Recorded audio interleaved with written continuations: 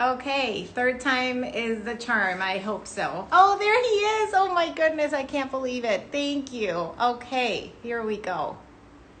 Welcome to Tap Into Your Creativity. Our guest artist today is Steve Derrick, and he is joining us, and he will be live here with us today. Sorry for all the trouble, but he is going to join us any minute now.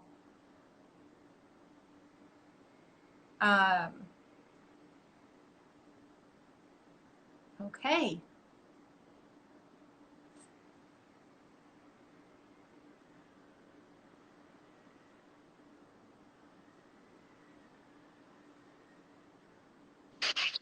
Oh my gosh. Yay! You're here. I'm so happy. Sorry, I'm so technically challenged with this. Oh no, that's okay. I think people are really patient, and I thank you, all of you guys, for joining us. I am so excited to have Steve here today.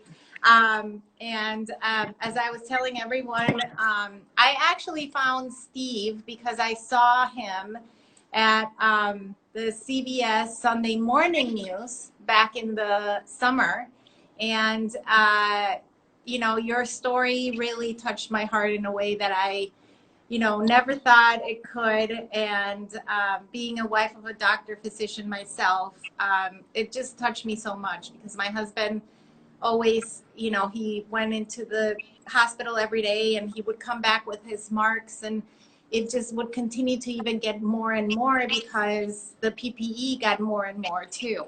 And so when I saw your work and your beautiful, you know, honoring the frontliners, it just like really just moved me so much. And I just reached out and I said, hey, will you join me in this incredible adventure and being part of this incredible journey? And you gladly and said yes. So I'm honored that you're here. So welcome, Steve. And to further ado, please let us know who you are, where are you from, and where do you work? Where I am, I'm in upstate New York. I live in Clifton Park, which is just south of Saratoga in the capital region of New York. I'm originally from Utah. I grew up in Utah and moved out here 22 years ago. I have a fine art degree in painting and drawing from the University of Utah, and then I did storyboards for film for a couple of years. That was a lot of fun, but freelance is not something you can raise kids on very easily. But I went back to school and got a degree in computer animation, and found out you can make a living making video games, and that was it. I was like, okay, that's for me. So wow. got a job Wow. upstate New York as a texture artist. It's kind of like What does that mean exactly?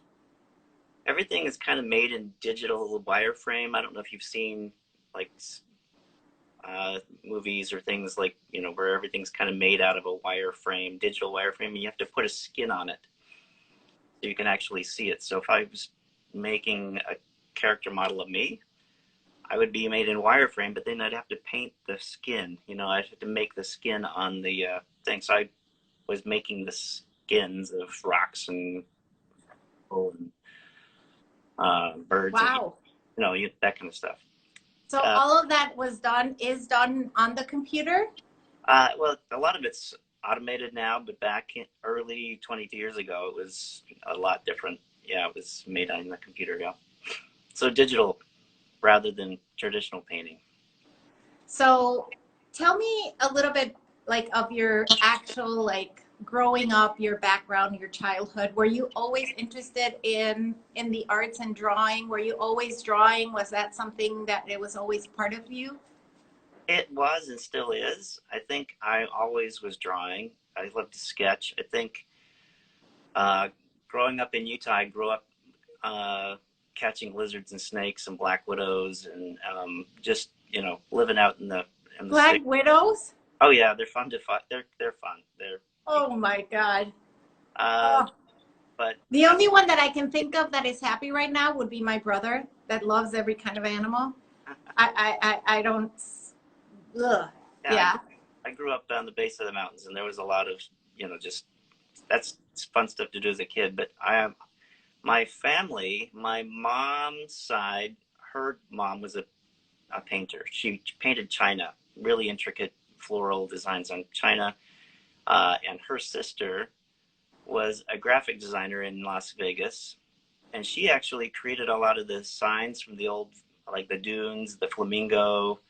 Uh, she created the sign that's the Welcome to Las Vegas. You know, that Oh, iconic sign, wow. like hers. Really? So I have it in my blood, and I was hoping that I could grow up to be a artist. That's what I wanted to do, and I thought, well, you're never going to make any money as an artist. You know that they're always starving. I'm like, you got to go for it, and I did, and luckily I make a pretty good living at it. So Wow. And it's a very different kind of what we think of, you know, making art comes in so many variations and forms, and, you know, the way that you apply to it, it's not necessarily has to be with a brush and paint, but it comes in a very different form, and you have to be so indented with ideas and inspirations the same way that an artist, you know, like a traditional artist would look for, right? yeah, it's just a different tool. It's just a whole different tool. And so you graduated from Utah Hmm. and you have your art and drawing degree. And what do you do with that at that time? Oh well, that's when I went into doing movies, storyboards. You know, the making like comic strips to plan out the movie, and And then what movies did you do? I'm not sure if big movies that people would still remember. I mean, it's been 22 years, 23 years ago, well, 24 years ago. Desert Heat with Jean-Claude Van Damme. That might be one that someone remembers, but most of them are, you know, films that people wouldn't know or remember. But it's a So lot. how did you get into that? How did you transfer into right away doing that? Did you know anyone in I had a Utah in friend. your program? I had a friend that did some of that, and I drew pretty well. And being able to sketch out and plan, it was through networking. And then you find one, and then you connect, and you find somebody else, and then you know it keeps going from there. And then you decided, okay, this is not enough. I need to Well, I go. had 3 kids, so I could. Some months I'm like, man, this is awesome. I'm making so much money. I'm working, you know, in California and work with movies. It's all, you know, the dream. And then the next month you're like, I don't know when my next gig is. How am I going to do this? And I got to support my kids, and I got self-employment and insurance and taxes, and yeah, it was just too much. So I said, no, I got to find something more permanent. So game development, is that something that did you go into it right away? Was that something that attracted you to do from the storytelling movie into game making Well, and I designing? games. I played a lot of video games, and was learning how to do things digitally, and it was all kind of new back then. 3D was, you know, becoming a thing. So I wanted to be in there. It was new and cutting edge. And but the whole time I've always kind of been a traditional painter for fun on the side. But I did the video games for probably 6 years and moved up and became the manager of the art department, and then kind of manager of the department heads, and then chief of staff, and then, you know, I didn't do any art at work for, I haven't done art at work for probably 15 years or 16 years. So I needed something to do outside of work. I'm So still, what was that? How did you start back and find your passion again? I think, you know, I kind of started a figure drawing class at work. So we brought in a model and a person that could teach people, and every Tuesdays we would do figure drawing. So I'd get my fix right, you know, from that. Um, I'd sketch all the time. I carry sketchbooks with me. I sketch, you know, every time I go traveling. I sketch when I'm in meetings. I sketch at church, you know, in the back. I kind of hide. Me focused. I can actually listen better when I'm sketching than when I'm just sitting there. I kind of tune out if otherwise. So yeah, I mean, that's kind of what I do. And I've always wanted to kind of get better at people and drawing people. I love watching people. So before the pandemic, I don't know if I was really that great, but all you have to do is, 200 pictures and get better. So, um, tell us a little bit, because I know that you hate me when I say that you truly are a hero to a lot of people, and I know that you're very humble and you don't want me to say that, but you are someone who is recording as we speak the history of COVID and what we're living in, and how our first responders, or our frontliners that are dealing with COVID every single day. Um, and what I said previously, which I don't think it was recorded here, is that, when I saw you on the Sunday morning program, when I saw the medical staff coming into the gallery space and recognize themselves, as that person, was such a moment. And so, can you take us back as to how you started and why you started in this journey? So I think I mentioned earlier that, I like to draw people, and we went into quarantine and we're working from home at work, and our whole studio just, went virtual. And I thought, well, we're going to be doing this probably for 2 weeks. I'll rough it out, but I got to do something to keep me focused, because I'm a people person and I need to interact with people. I do training and development, so a lot of my training is in person, coaching and leadership stuff, and I didn't have any of that, and I didn't know what to do. Uh, a lot of stuff was going on, the COVID, you see the news.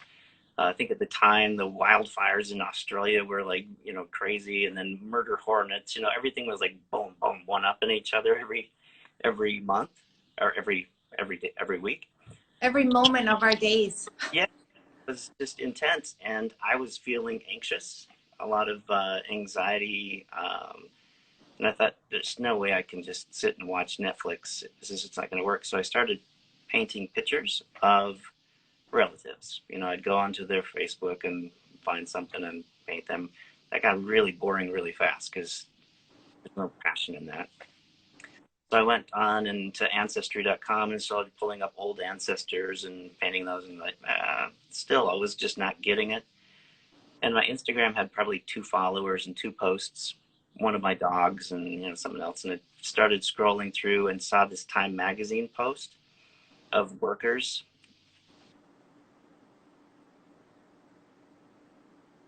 Wow. I get emotional. Hold on a sec.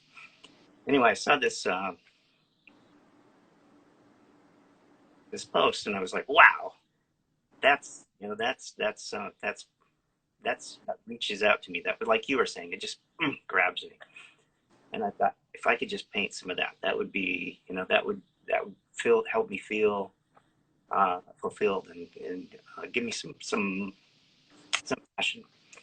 So I painted a couple of them, and it's on Instagram, so I had who they were, and I reached out to them and said, hey, if you're interested, I'll send you this painting as a thank you. And they were really appreciative, and did a couple more, and then reached out to some local people here to see if there was any local New York, because at the time it was Italy and Spain and UK were exploding. And I started getting a lot of requests, and my request list, I started after getting an Excel spreadsheet together and keeping track of who's who and when they're coming in, and where their addresses are and what their stories are. So that's what started. There's an Albany Center Gallery reached out to me and said, hey, we'd like to do a pop-up show, because it's becoming stage 3. We can open with 10 people. 10 people can come in, and we thought this would be a great pop-up show, and be great if you want to do one. I said, well, that'd be great, but I don't have any pictures. So what am I going to show? Because as soon as I paint them, I send them to people, and they're gone in the mail. So I don't have anything to show. Well, we'd need about 25 to do a small show. And I said, how long do you have before this is open? He said, well, about 2 weeks. I said, okay, challenge accepted. I've got a list of people, and I will try to find the ones that are local.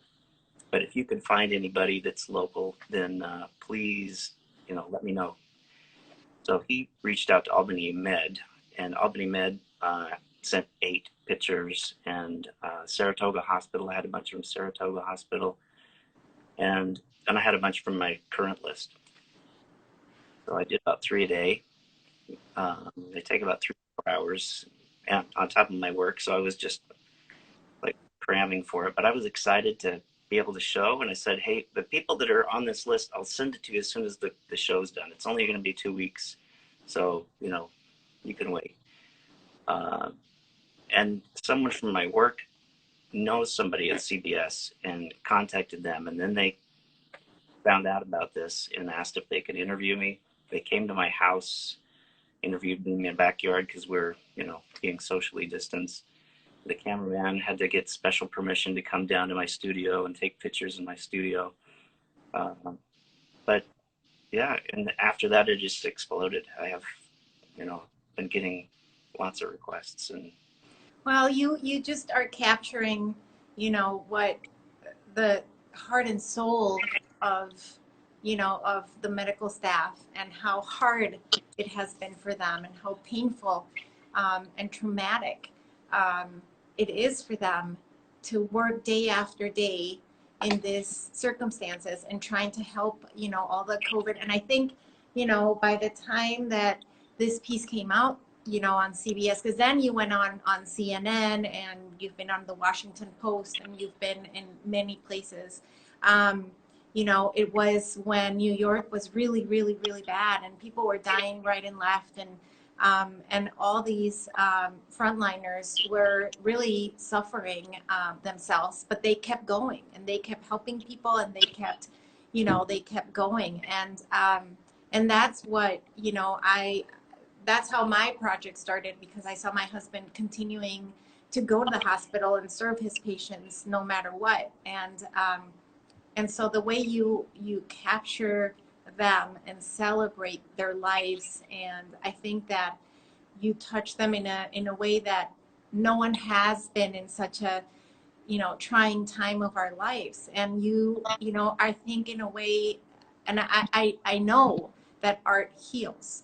And I know that you are doing that in your portraits, because you are healing them in a way that, they see themselves, and they will be able to see themselves in years to come and say, I did my part, and I put myself in the front lines. And it truly is beyond. And I admire your work so much, because you do the good, the ugly, the beauty, and the in between of the reality of things. You're not covering anything, you're just showing how they are right now. And I think that it's things that Steve Hartman asked me is that he's saying basically the same thing. You're drawing them as they are, with the blood vessels and the bruises, and they're not really at their best. And I said, no, that's, wow, I am drawing them at their best. It's like after the battle, it's like, they're victors, they won, the 12-hour shift's over. And yeah, it's so much more beautiful then. You can see the emotion, the yeah. I'm Well, horrible. I think that you are a frontliner yourself, because you're putting yourself in that situation where you're opening your heart and seeing truly the effects, mental effects, physical effects, every day in your work. So you have to have some sort of, you have to feel what you're feeling. Oh yeah. And I also know, my friend Tanya just said, his works is of a very high quality, because what she means by it's not only are you so real on the way you paint, but you can see the souls of the people that you're painting. And it translates into a whole different level of language. And when I'm saying that you are really truly recording history, you really truly are, Steve. I mean, I know that you don't necessarily see yourself as this, but you are someone who is making a difference in how we, celebrate these lives of all of our workers. And like you told me yesterday, you're even part of this Facebook group of nurses and medical staff, and you see, you can tell us more about that. Well, I just barely signed into it. It's a person that's on Facebook with me, Lenny Bond, I think's her name. She has a COVID-19 nurses page. It's all about helping trauma nurses and working through that. She just started it recently, but I also had one, what's it, I'm trying to blank right now.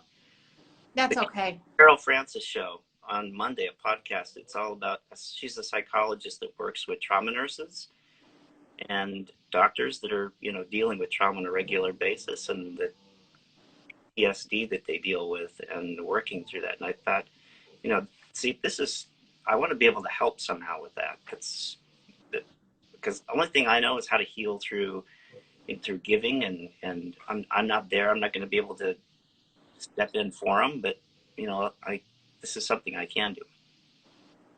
I mean, I think that you are, you're not physically there, but you're in ways that are even more important. And the way that you're showing up and the way that your art is healing people and helping them go through this, because it's, these people are really dealing with very hard things on their daily lives. And, and they have to sometimes bottle it all up because they have to just keep going and showing up. And I think it's just, to a point in our lives where, we have to accept that they will need the help.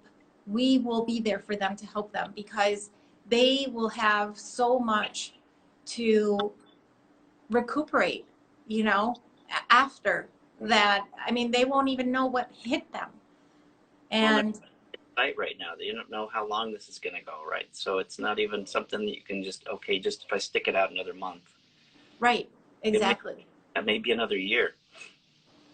I'm just, God willing, your art will keep healing people, and will keep, and you can do your part, and we all are doing our small part in doing something better for the greater good of ourselves.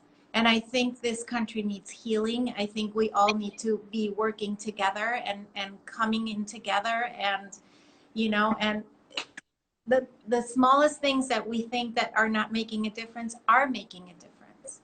So, so you need to sometimes, do this patting on your shoulder and say, I'm doing my part. And it's, it's resonating with the nation. It really is. I mean, if you, Steve, want to take us on a little tour of some of the 180 portraits that you've done, that will be amazing. Well, I did a poster when when we had around 80, but I'm making another one that's got almost 100 more than that now. So I haven't printed that yet. But okay. I'll show you the one from, let me flip this. This is one from when I did the Albany Sitter Gallery. There was 80 portraits at the time. So it's a lot of them. Wow. This is the one that I painted for your for the show, for this.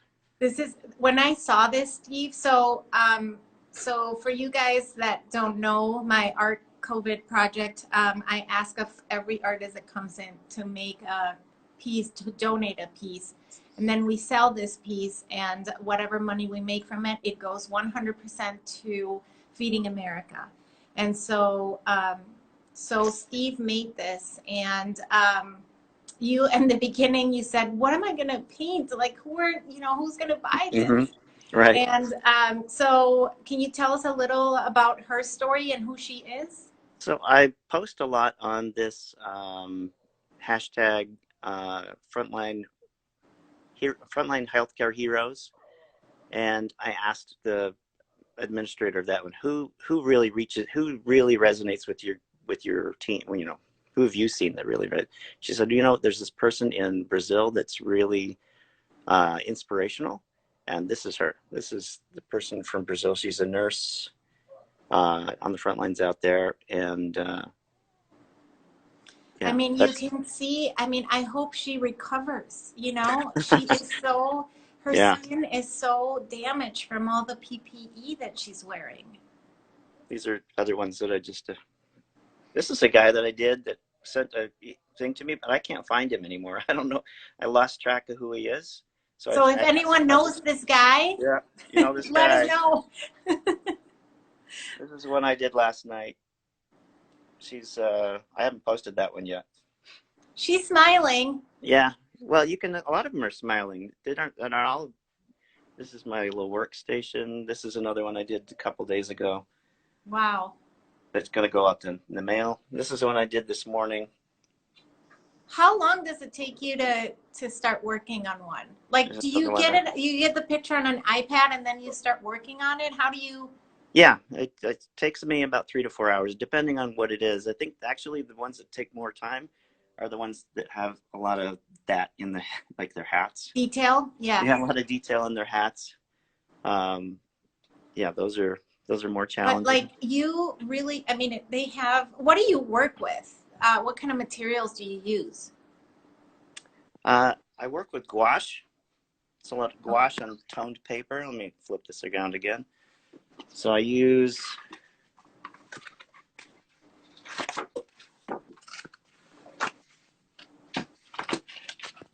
this mixed media gray toned paper. It's a little stiff, so it's not. Yeah. You know, so it's in gouache you can paint on it and it covers it up pretty easily. Yeah. I did drawing first, so here's an example. I'd sketch out kind of a paint by numbers of where things are, and then you know. Do you write things on it? Does it say No. words in it? No, it's just a sketch. Oh, okay. It's like mark making. Okay. Yeah. So I just. Do you do that with pencil and then? Like with the ebony pencil, you know, the like Yeah. darker ones. So yeah. I do that, and then I just start painting gouache. I do the skins first, and then after the skin, I feel like I got the skin tone, and then I pop in the eyes, and they're just kind of boop. There it is. Can you show us again your poster so we can see more in detail how incredible, like how you really truly get into every detail? Some of the early ones are more painterly than the later ones. So. See, I love that you get every expression, right? Even if they have the mask, they're still smiling. Some of them can't even, you see that they're in the verge of crying. Yeah, some of them are. There's a few that were Facebook posts. Hold on a second, my dog is stuck. Hey, come here. Come here.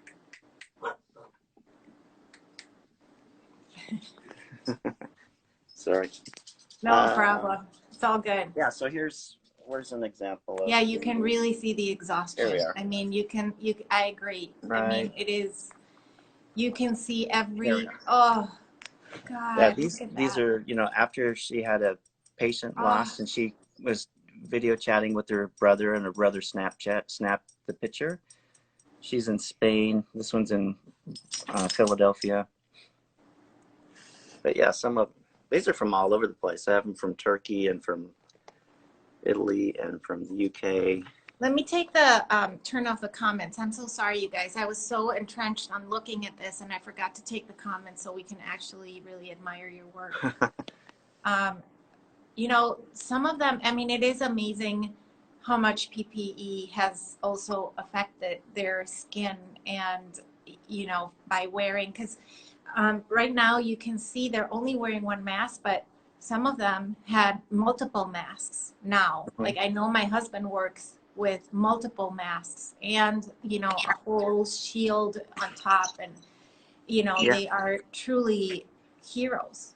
I mean, some of the recent ones are getting some really amazing, like the one I was just showing you here. Her get up was You know, she has like a tube coming in the back and going into, that's something like out of E.T., you know? It does. I mean, it actually, I mean, we can't believe that we're living in this situation and that our medical staff has to be looking like that, but they actually have to wear, you know, their IDs constantly around their necks so you can really identify them and know that it's your doctor.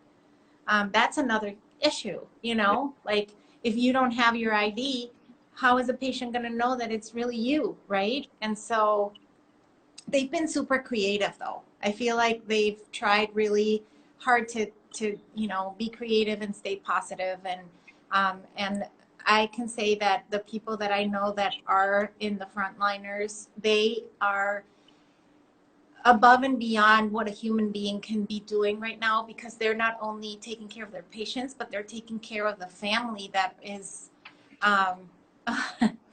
the families that are, you know, in such despair because they can't be with their loved ones. Yeah. Early on when there was a lack of equipment, there's some of the stories were, I think one person was wearing a shoe hat, you know, the shoe booties on their head because they're a smaller person, but shoe booties or homemade things. You know, the overhead projector plastic stuff, they were making, you know, shields out of those things. They were getting pretty creative with what they're using.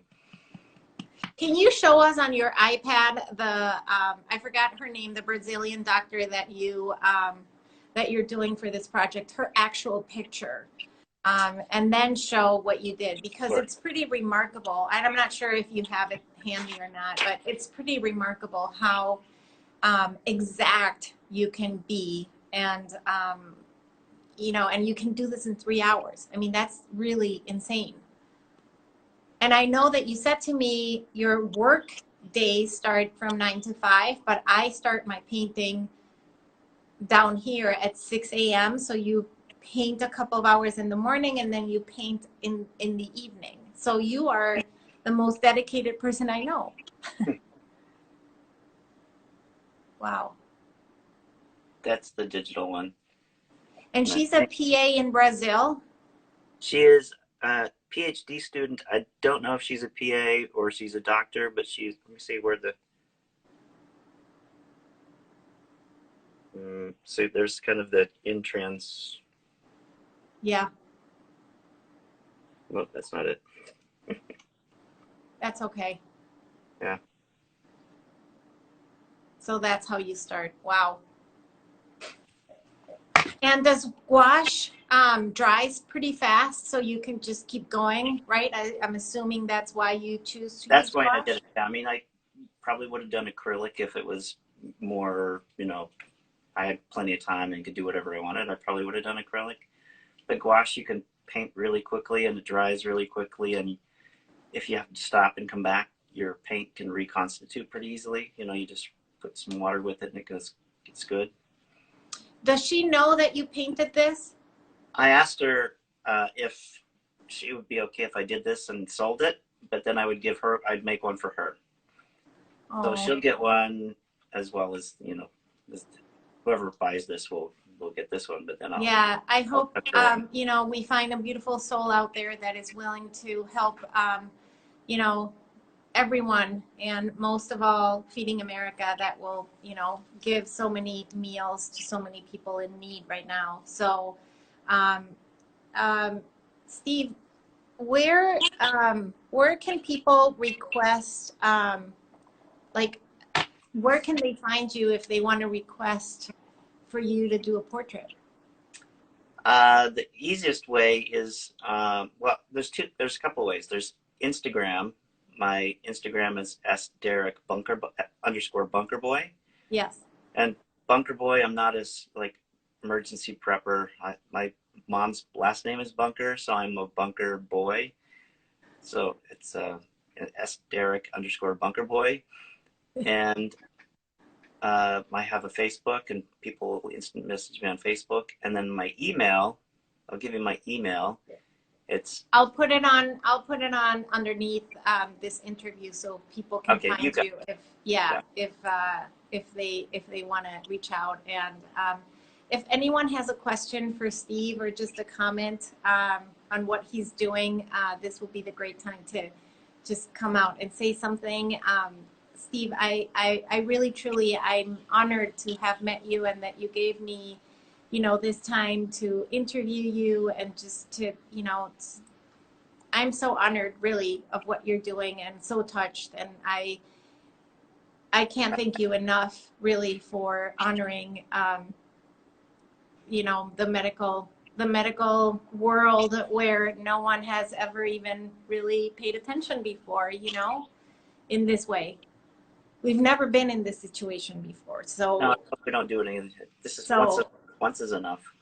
Once is enough, and we're ready to move on. And but you guys, if you you know, if you have any questions and if you want to reach out, and oh, my husband just said, you're a true hero. We appreciate you so much. The idea and the honor, so much the idea and the honor. So that's from my husband.